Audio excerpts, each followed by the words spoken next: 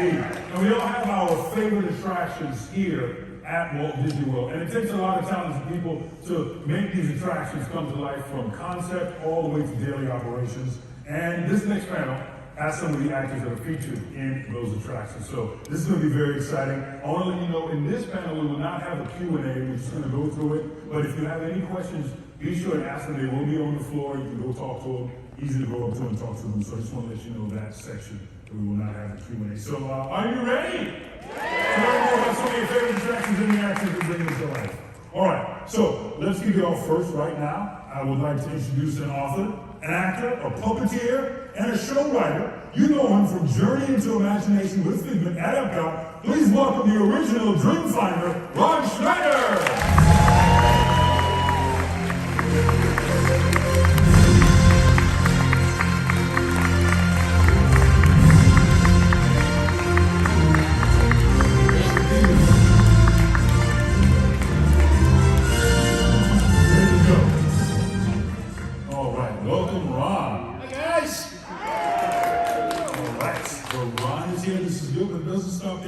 Next, please welcome comedic actor. You may have seen him on The Good Place as Paramore, or on HBO's Westworld as Benny from Flight of Passage in Pandora, the world of Avatar, Disney's Animal Kingdom. He actually clears us of Pandorian parasites as Dr. Stevens. Please welcome David Danipour.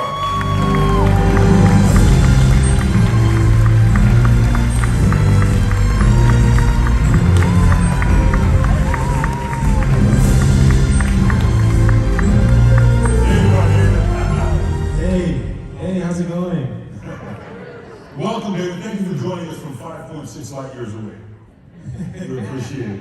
All right, well, next, she has Disney in her DNA from accompanying her father to Disneyland. She's a past Disney cast member, so it's almost like homecoming. We welcome her back. And in her 20-year voiceover career, she has voiced everything from ESPN's Pardon the Interruption and Super Bowl specials to video games like World of Warcraft, Elder Scrolls, Telltale's The Walking Dead, which I played and loved, Fable, Diablo 3, Fallout 4, and Fallout 76, to name a few. She is the voice of Elektra for Marvel games like Marvel Heroes and Marvel Ultimate Alliance, and also several cartoon characters, including one of my favorites, Dee Dee from Dexter's Laboratory. Anybody love Dee Dee out there?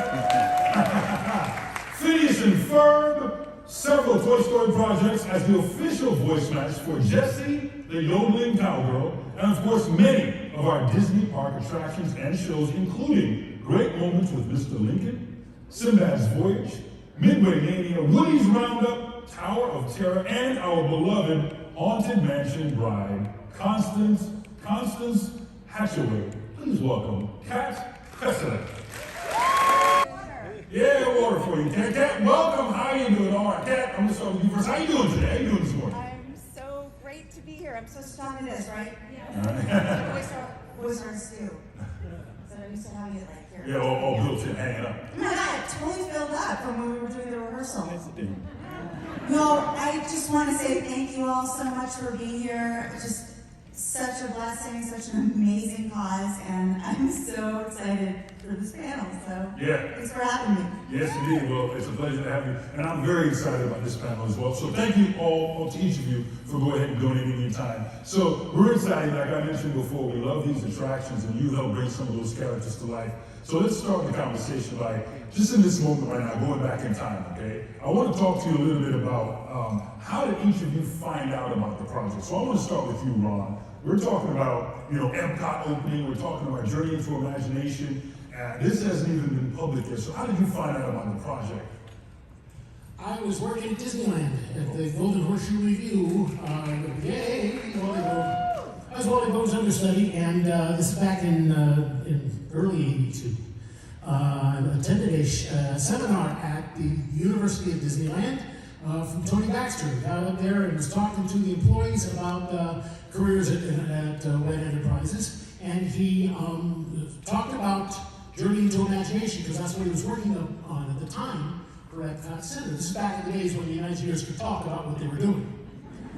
And he had a picture of Dreamfinder and Figment and said, these are going to be only Disney characters at Epcot. There'll be no Mickey Mouse, no Goofy, just these two. And I looked at that and I went, I want to do that. I went to my boss, I said, you're going to have this character walking around? He said, yes. And he walked right into the job. I matched up the voice for the ride, and they turned me loose. They handed me the dragon and the beard and turned me loose in the park, and that's how I found out about it. Oh, wow. All right. Now, David, I want to go back to you. This is a project again. How did you find out about this unique project? So this was earlier during my acting career, and there's like websites where you can submit for projects, and I think initially I would just submit for everything that was for my height and like my appearance. So one day I get a notice saying, "Hey, come to this audition. It's for a grad student for a theme park," and I was like, "Oh, that's interesting. A theme park that's not going to tell you what theme park it is." And I went to that audition and then didn't hear anything. And then maybe like 2 months later, I get a call again to come back. Did it again, and then didn't hear anything. And then like a month later, they're like, "Yep, you're gonna do this, and it's Disneyland or Disney World." And then they just let me in on this Imagineering. I went to the Imagineering studios, and they're just amazing there. They've got a Starbucks that is free. It's like they really want me to use that Starbucks. They're like, "You sure?" Because I don't drink caffeine, but they're like, "You sure you don't want?" It's free. It's like you just go up and do everything. So they're trying to create some kind of heaven there, and that's what I remember about. Started Really just stepping into this project. Yes, indeed. So, Kat, let's talk about the Haunted Mansion Bride. So this exists. How did you find out about the project? Did you know right away you were going to be voicing the bride for this particular? Because you've done a lot of things, but just the bride in particular. Well, I've been lucky this summer. I've been lucky enough to already be working with Imagineering and had a great relationship with the casting folk there, and had pretty recently before that scratched a few other attractions, and one of them was Tower of Terror. And then I'd also been doing some of the Jessica Cowgirl. So when the audition came up, originally the specs were for a young girl in her early to mid-20s, blonde. I'm not really blonde. They were looking for something different because I was in my 30s. And so I was kind of surprised when I walked into the waiting room because it was that moment of the opposite of the cliche. Nobody looked like me. Usually you walk in and it's like everybody looks like everybody else and it's sort of up for grabs. But in this case it was like, I'm not sure what I'm doing here. But went in, Chris Gooseman was amazing, and she was the show director of the, I didn't know what it was for, but the new attraction, and she basically said, "Kat, you have a great relationship, and you really understand the classic attractions, and we're really looking for someone who understands the classic attractions," and she kept hitting that. So eventually, they basically were saying that while they were thinking of maybe having the character be one way, there was a possibility that they may do the Madame Leota thing where they would cast somebody to do the face and the photography and have the voice be something that sounded iconic to the mansion. Mm-hmm. So I went back probably 3 callbacks. They were very particular in what they were looking for, and their specs were awesome. And I didn't know what it was for, but every time they kept hitting classic dark ride, I was like, well, there's pirates and there's the Haunted Mansion. So it's good to guess. It's one of those. And then when I saw the script and it was wedding vows, I was leaning towards it being the mansion. So it was a long process though to finally get the final call. And when I got the final call, it was one of those life-changing moments.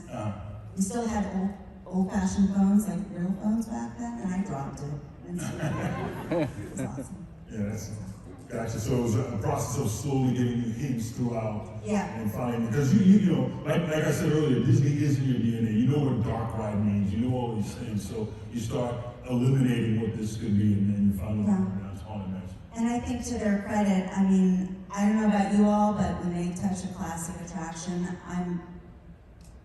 please let it be good. You just really love the attractions. And so I was one of those people like, they're changing the mansion? And then to ironically end up being the person who was part of that change, I was, well, this better be good. And it is good, right? Yes, it is a classic. Especially around Halloween. Now, Kat, I want to stay with you because not only that you do so many voices, and they knew who to call because they needed so many voices. And so right now, Frank, what I want to do right now is you do a couple different voices. I want to run a couple different voices that you've done in the past. Let's Frank, if you can, let's go ahead and take a look at some of Kat's work with some of our favorite characters.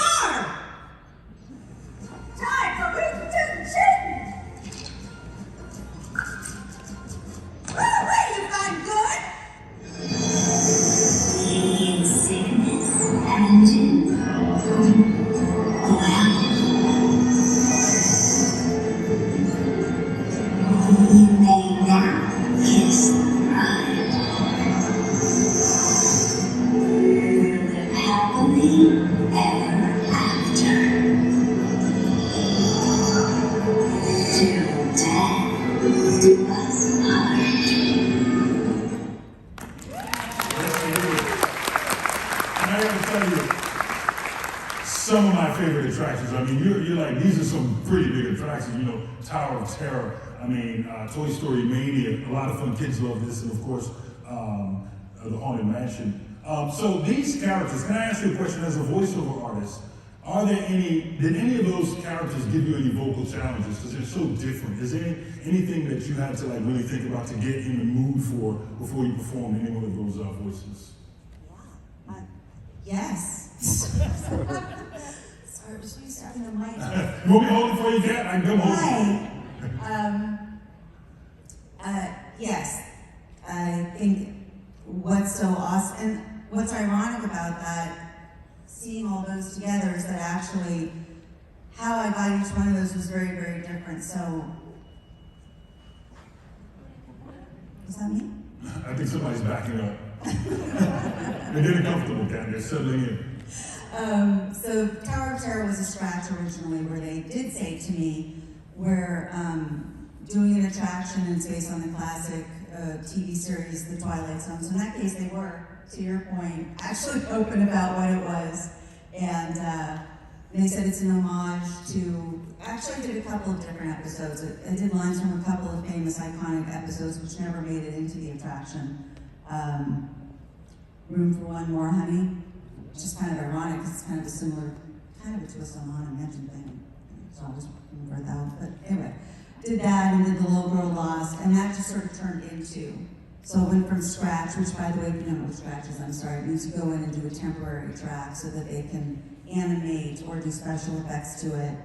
And I guess they liked it so much it just went in. Mm-hmm. And in that case, I was just trying to get as close to a realistic little girl as possible. And that was a real honor. And then Jessie, I had been doing the voice match for Jessie for a number of projects already.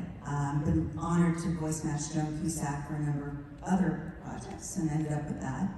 And then was her stunt yodeler for a while. A stunt yodeler? Stunt yodeler. Wow. Yeah. Yodeling, yeah, all those. So, did that, and then... Because yodeling is dangerous? It is dangerous. It is only do it in well supervised, if you're quite dangerous. And yeah, so that's how that attraction happened. And yeah, I would say for each one, you always, if you're lucky enough to have awesome directors, which the Imagineers always have a very clear vision. Obviously, in the case of Jessie, I was voice matching Joan as close as possible, and she's got an awesome voice and a lot of fun, amazing quirks. So you just work hard to get really close to that. And Tower of Terror, again, was just trying to get us close to that universe of the Twilight Zone and try to envision what they were talking about when they were describing the attraction. If you've never ridden it or heard of it before, can you imagine what that description sounded like for that attraction? It's a what? I don't understand. And then, Time's up. You can use mine. Check. Yeah, you can grab David's if you're fine with that. Yeah, check. is that the Academy playing me? No. And yeah, for the bride, they were very clear that they wanted it to sound like it had always been part of the mansion. And It's back on. and they wanted it to sound like it could have always been there. That voice had always been part of the mansion. So that was kind of the struggle for that one, was to make it both contemporary and a little bit sexy and a little bit alluring, but also new, but also bridging to the original classic voices. So Wow, well, I tell you, with all of them. that first one is very spooky, I must say. She's spooky. She's quite spooky. Yes, indeed. So let's talk to you, David. When you're in the attraction and you're talking about all this technical jargon, were you educated on what you were talking about? Let's go ahead and Frank, let's go ahead and run a little bit of what he does as Dr. Stevens really quick, because it's very technical sometimes, the explanation of what the guest will experience. Sure. Okay, Dr. Stevens, they're ready. Can everyone see me? Yes. Great.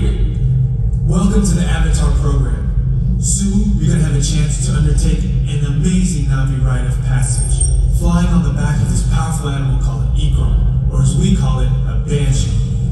The way you're going to do this is by being matched to something called an avatar. And I'm here to help you guys get ready. There it is. So, tell us about that script, those words. How did you feel when you understood it? Sure. First, I just want to say, Mark, your voice is terrific. You have a terrific voice. Let's give up to but you know, other things too. You're just not a voice. I'm more. Thank you, David. It's all about you, Mark.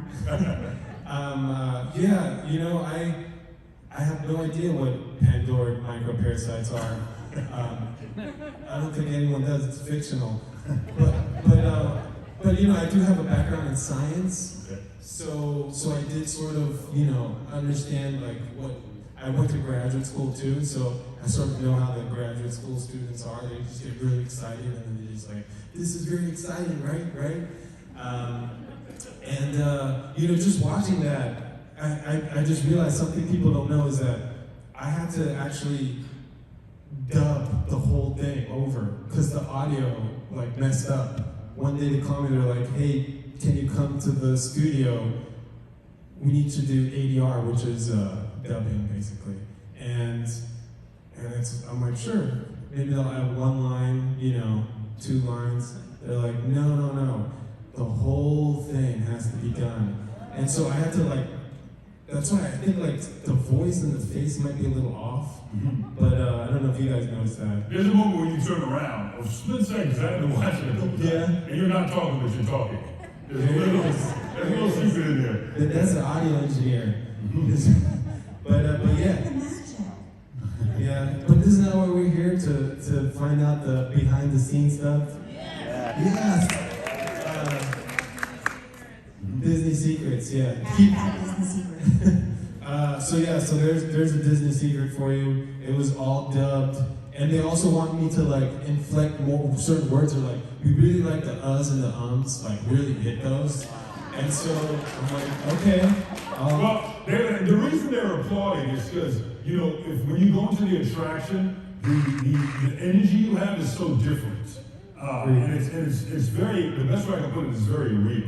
So, And I've watched a lot of your work, and that is actually your style. It's like, and I think it comes from your background, and when you say you went to grad school and you do like science. So there's this realness about it, even though it's all this explanation of jogging into an avatar and riding a dragon, a banshee, an Ekron. There's a realness to it, and I think that's what they appreciate in your audience. Oh, thank you. Yeah, Joe Rohde. Joe Rohde.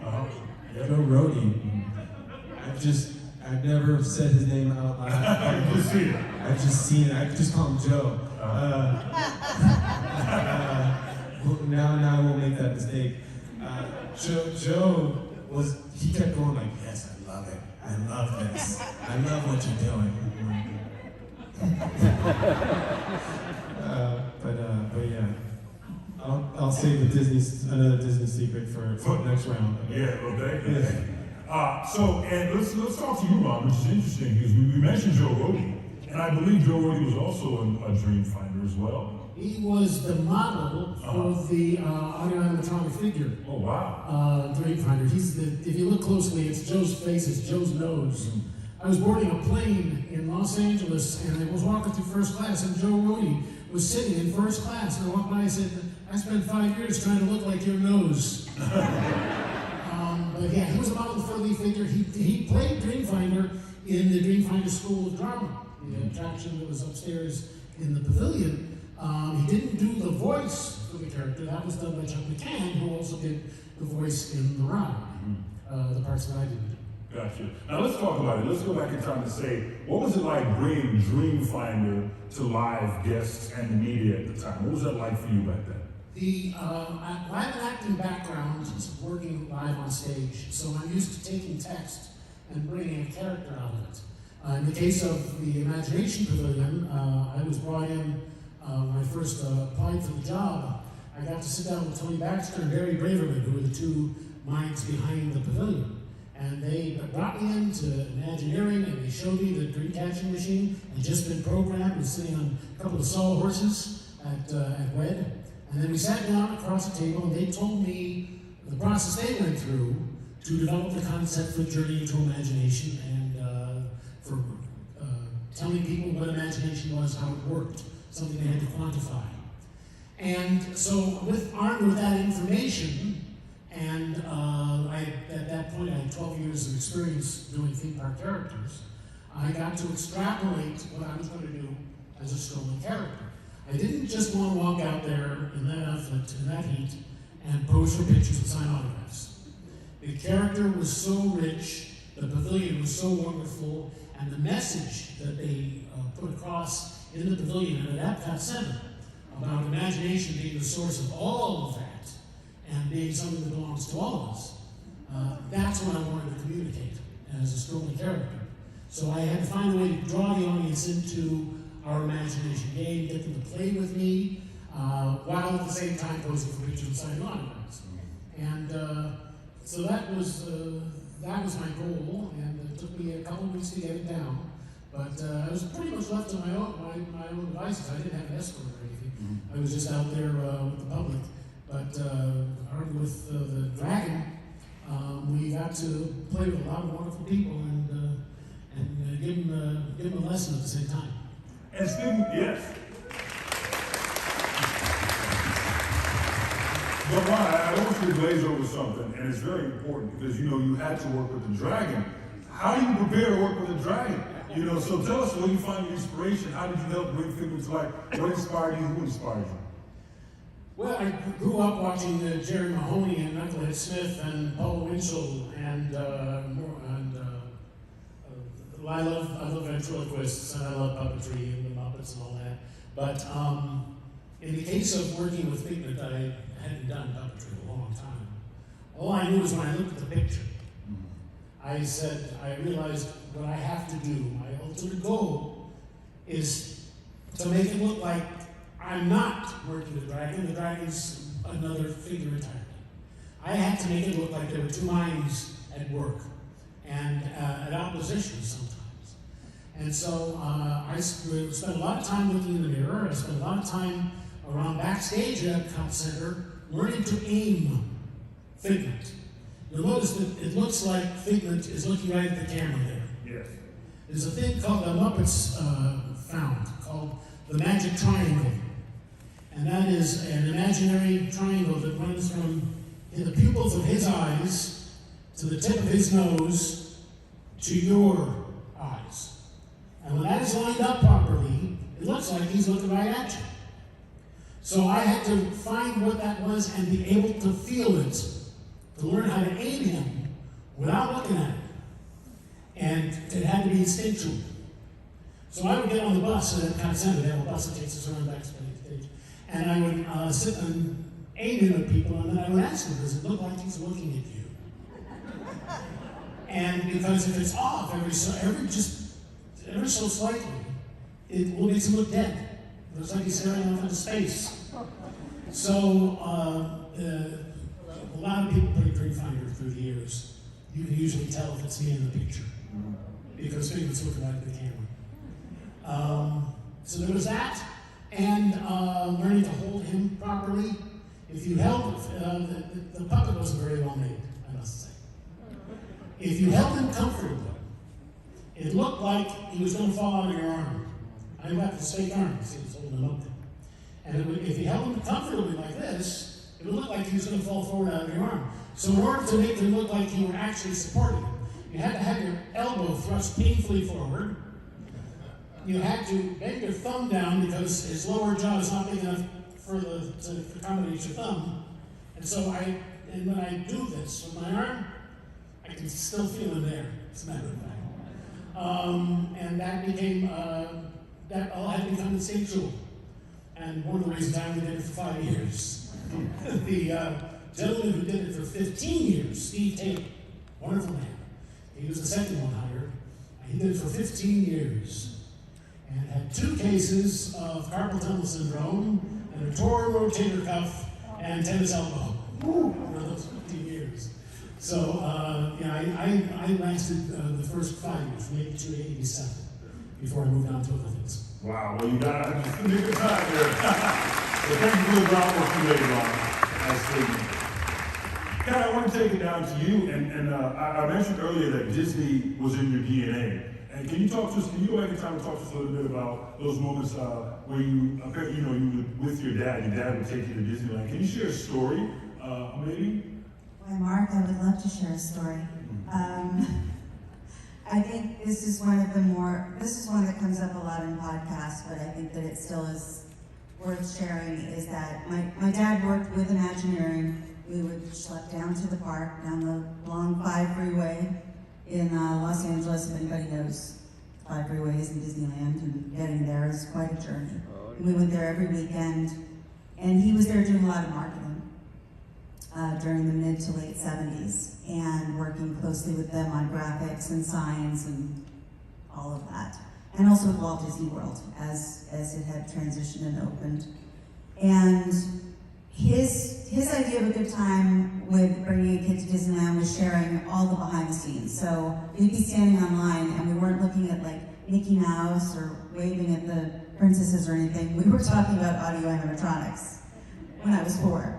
So I got a really good history lesson. We'd be at the tiki room and everybody's sitting there waiting, and all the tikis are kind of spieling what they all are gods and goddesses of. He'd be explaining that the birds run on these little tape-to-tapes. And I was fascinated by it. I didn't always understand everything he was sharing, but sometimes we got to go backstage and I would see it. And so from a very early age, I would say I got the concept that the Imagineers were geniuses. It was incredible that those tape-to-tape reels were translated into these very realistic birds. And also just how much incredible work and craftsmanship and artistry and genius goes into each one of these attractions. I'm grateful that I grew up with that lens. And it didn't hurt the magic at all. To me, it was kind of interestingly separated out. There was the genius of the backstage, there was the show, and knowing what the backstage was made me that much more excited to see how it kind of came to life.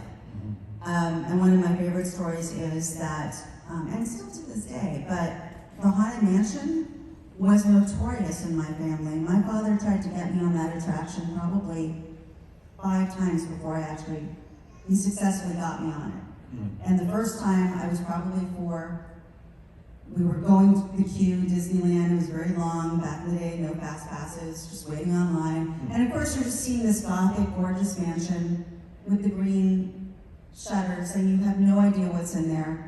And he loved storytelling, and he would tell me about the original brides and the sea captain, and do you know why there's a ship on the top of the, you know. Wow. Yeah, I was going deep into the history of it. So building up this Gothic, Edgar Allan Poe, Hitchcock sort of story, and we get to the foyer with the music, and Paul Frees starts his spiel, and I screamed like somebody was trying to, and the cast member that, I remember this, the cast member basically said to my dad, would you mind terribly just maybe escorting her off of the attraction? Just ruining it for everybody else. And we did that 3 or 4 times before he successfully got me on the attraction. But it wasn't until I was in my, like, 12, 13, 14 that I finally opened up my eyes to see the effects that were going through it like this. So they did a great job scaring. Yeah. And just the atmosphere itself, that's what makes it so brilliant. I think you all would agree. It's the tremendous storytelling and atmosphere that they build up in it, which I'm going to be going in more so with Tom Morris tomorrow in that amazing panel, really going deep into the Haunted Mansion. But it was kind of amazing when I was finally 12 to open up my eyes and go, oh look, there's actually a whole like attraction to look at in addition to listen to. Yeah. Awesome. And you mentioned the storytelling, but what a great story for you to go as a child trying to write it, can't do it, finally writing it, to now being, I think, the scariest part of that attraction, the bride. So I think what a full circle. And I think it's interesting how you said you knew the behind the scenes, but it didn't spoil the magic. And I think you can go back to the voiceover acting. It's like, we know the behind the scenes, but we take for granted the different voices and the work that goes into it. And but you've had a very large and big career. You didn't just only do voice acting. You started in different elements of the industry, correct? I'm sorry, say that one more time. You didn't just start in voice acting. You started in different parts of the industry. Correct, yeah. I started out, I mean, actually I was on the other side. Right out of college, I went into the other side of the industry, actually being an agent representing writers. Probably because I spent my entire childhood acting, and my whole family felt like that was like something you did after you were serious. After you did the serious work, you did acting.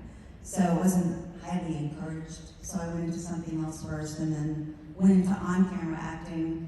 Got really lucky immediately. Just it was right time, right place, whatever. But sort of the mid to late '90s, and ended up, you know, on Angela Lansbury's show, Murder, She Wrote, a couple of times. She was amazing. And then Dick Van Dyke, acted with him, opposite him a couple of times on Diagnosis Murder. So kind of got to hit all the Disney legends during that three-year span of doing a lot on camera. And then found out accidentally about voiceover because I was brought in to dub another actress for a movie. And someone literally just said, oh, I worked with Kat, and I think that she's got a pretty good ear. I think she can match that. And that was sort of the beginning. It was for Get Shorty, the movie Get Shorty. Oh, okay. Yeah, and I needed a scream from with Renee Russo. Is that who was in that, right? So I screamed for her for that. Oh, wow. And then Jodie Benson, applause. Jodie Benson met me very early on, and God bless her, she was so encouraged. I was like awestruck, and she was so encouraging. She was like, hey, you know, there's room for everybody. You're passionate about it, keep at it. You're great, and thanks to her, I kept at it. So yeah, here we are. And you talk about voice dubbing. I read this, I don't know if this is true, so I'm gonna ask right now, that you voice matched Angelina Jolie and Julia Roberts. Is this true?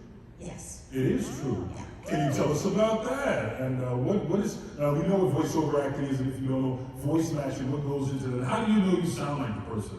You know, is it just Well, I'm gonna sound like an uber geek now, but I don't feel so badly now that we've got a grad student in science next to me. But voice matching is probably the most technical part of voiceover proper. And a lot of times it's used, of course, for ADR when the A-list celebrity has moved on to another project, and now they have to do post-production and cleanup because a noise hit the boom mic, or the word wasn't clear, or they changed the word, but they don't want you to know that they changed the word. And that's kind of very technical.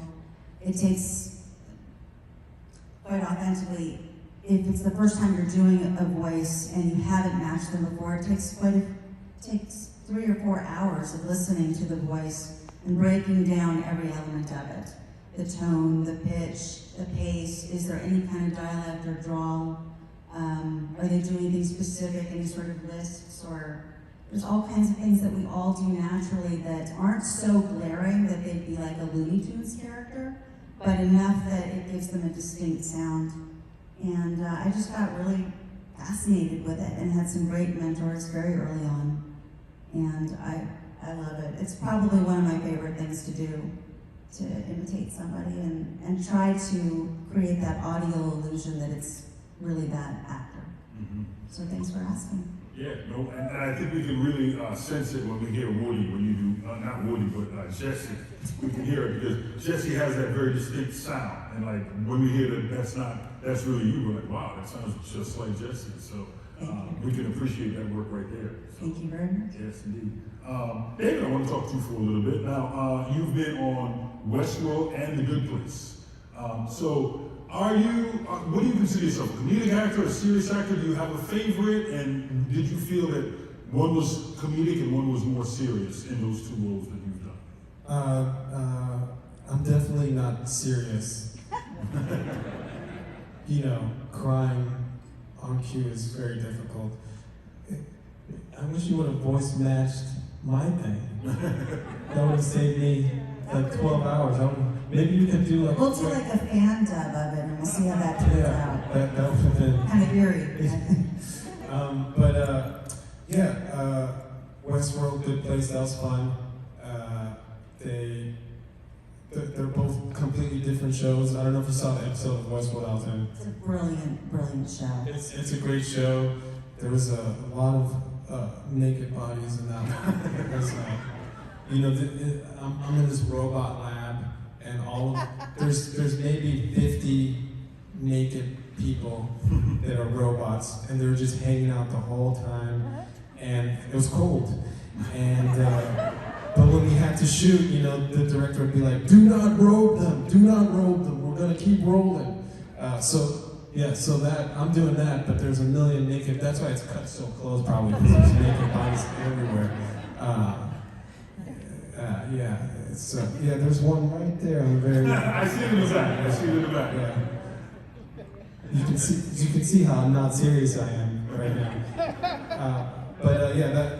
Those are fun roles, and I feel like I'm, cast a lot as sort of like a science person, because that guy is a science person. I just got cast in another thing as a science person. I don't know if I'm allowed to talk about it. It's You're not.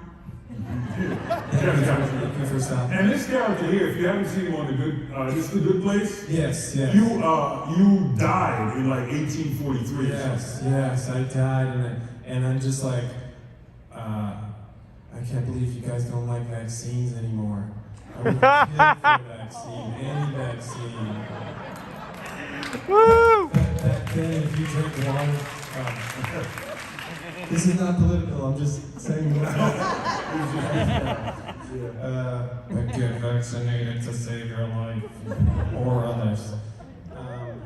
This character, it's really funny. I did that before any of this, and now it's sort of like a meme for some places. They're just like using this little scene to motivate people to get vaccinated.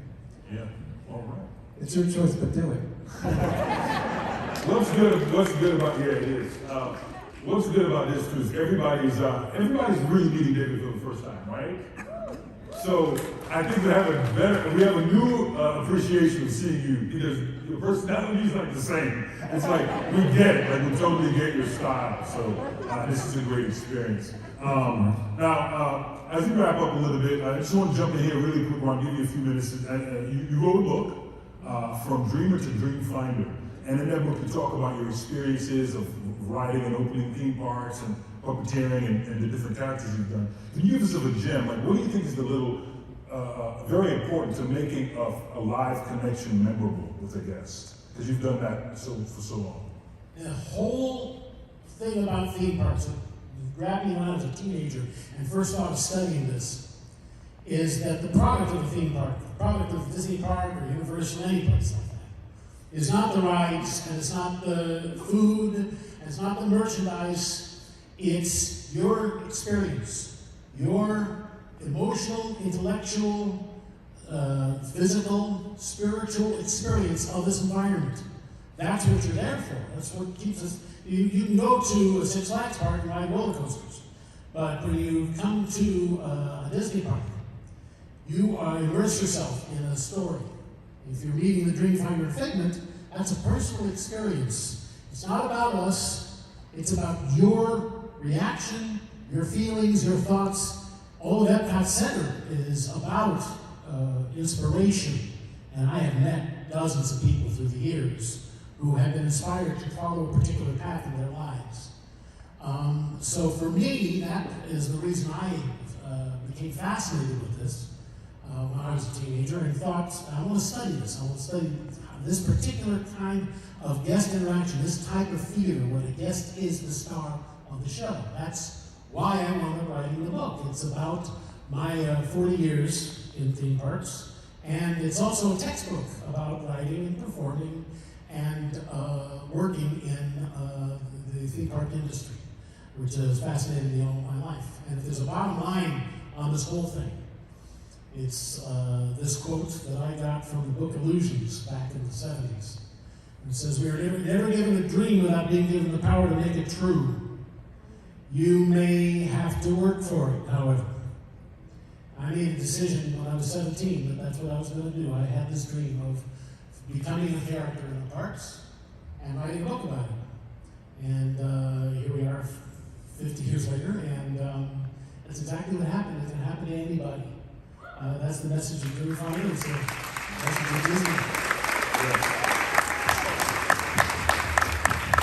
And the book's for sale in the vendor room.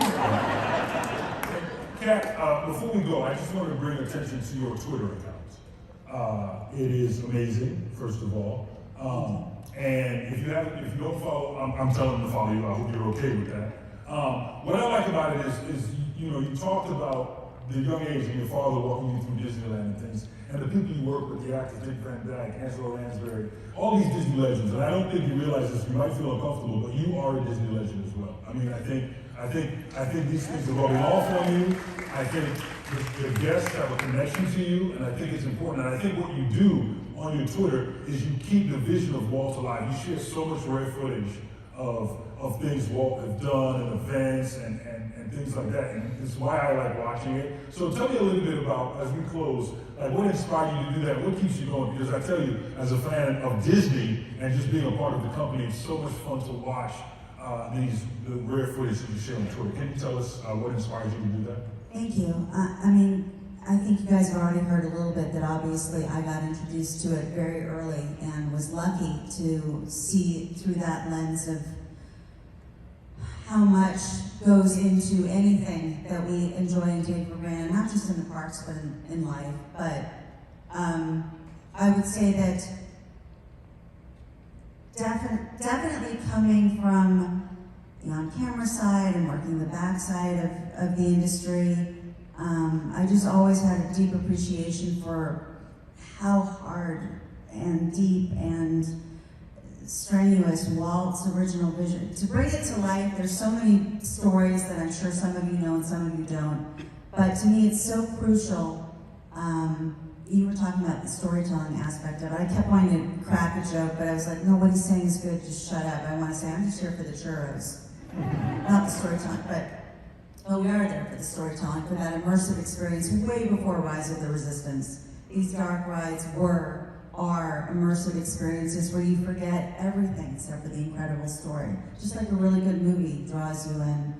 And when I was lucky enough, the truth is, when I was lucky enough to get cast for the bride, bear in mind, I, again, had no idea what the character was going to look like, what the attic was going to look like. They were still developing it. They had a very clear vision of what they wanted the overall feeling of the attic to be, what they wanted you to leave that part of the story with.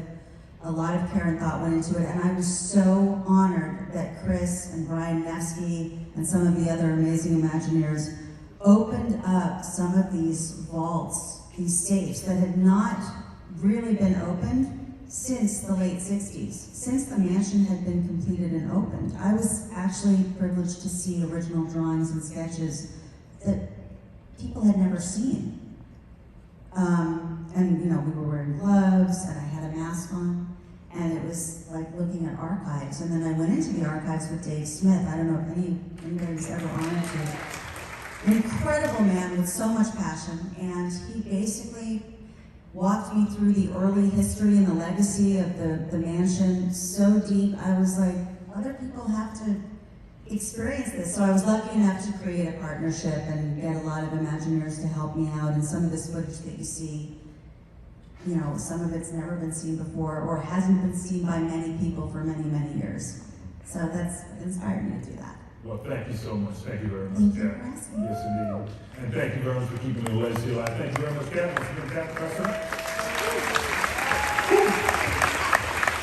So, thank you very much for joining us, and that is our time. So don't forget, I think tomorrow's your panel on the Haunted Mansion, Kat, I believe. Yes, I think they moved it to 3 or 3:30 or something with Tom Morris. That's going to be, if you love the mansion, you are in for a treat. Well, thank you A very foolish much. delight. Yes, indeed. So once again, thank you very much to the original Dreamfinder, Ron Schneider, actor, Flight of Passage, Danipour, an amazing voiceover actress, and several attractive guests at the Walt Disney World Resort. Kat Cressida, thank you very much for being here. We appreciate it. Thank you, ladies and